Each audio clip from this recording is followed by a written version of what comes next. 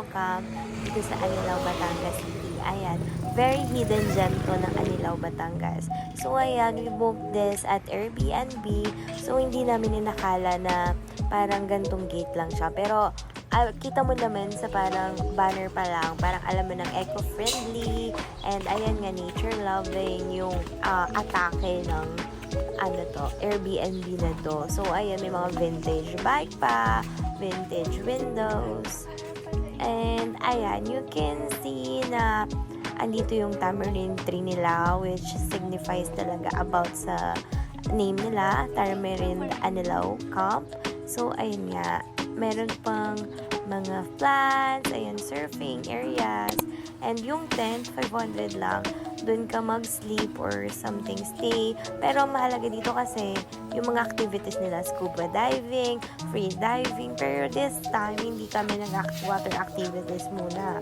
Nag-stress-free days muna kami, eat, ayan, chill.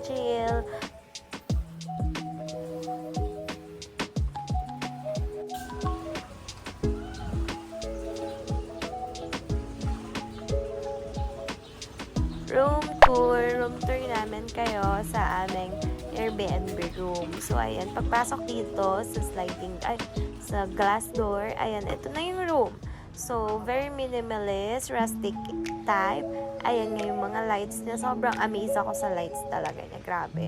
So, ayan guys. So, ayan, lime wash yung wall nila. Sobrang gusto kong gawin yan sa wall namin. Ayan nga, bricks. Tapos, ito yung banyo nila. Ayan, sobrang rustic.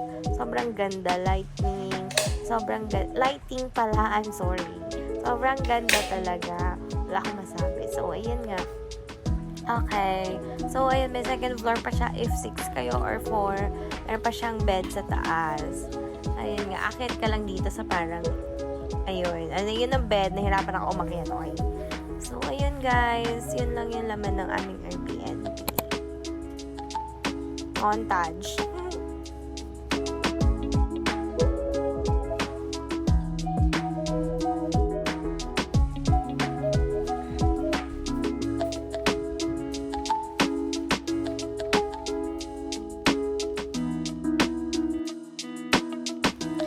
Take note, they only serve vegan food. So, if hindi ka vegan, kailangan magdala ng food mo pero bawal yung dyan mo pa siya lulutuin. Kailangan dala mo na siya ng ihihit na lang sa microwave, free of charge naman yon, and kailangan may dala kang utensils mo.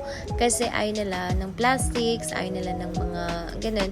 Kasi nga, ang atake ng ating Airbnb is eco-friendly. So, iron.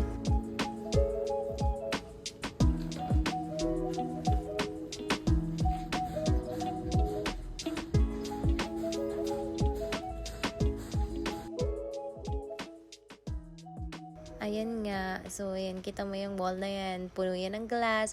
Sobrang grabe. Ganda dito. Ayan. Pictorial muna ako. Sobrang ganda ng pagka-atake ng eco-friendly na to. Tapos, plus pa yung vegan foods. Kasi vegan ako ngayon. Para kang nagre-retreat talaga dito. Alam mo yung mga retreat nyo ng high school.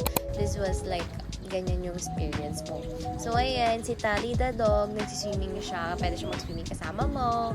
Ayun nga. Tapos, ayan, pag sa dulo-dulo, pwede ka mag-scuba diving or free diving. Tapos, ayan, conserve water, energy, and respect nature. Kasi ngayon, parang advocacy ng ating Airbnb. So, ayan, si Helga, yung dog nila. Kainin yung chinelas niya. Ayan, this is the foods. Ayan nga, kita mo yung tortang talong na yan. Hindi siya basta torta o talong yung tawag sa kanya. Pero sobrang sarap niya. Tapos ayan, yung tapa niya is plant-based. Hindi siya meat. Yung tapa ni Aaron. Ayan, sobrang sarap din. Grabe. Sobrang sarap lahat dito.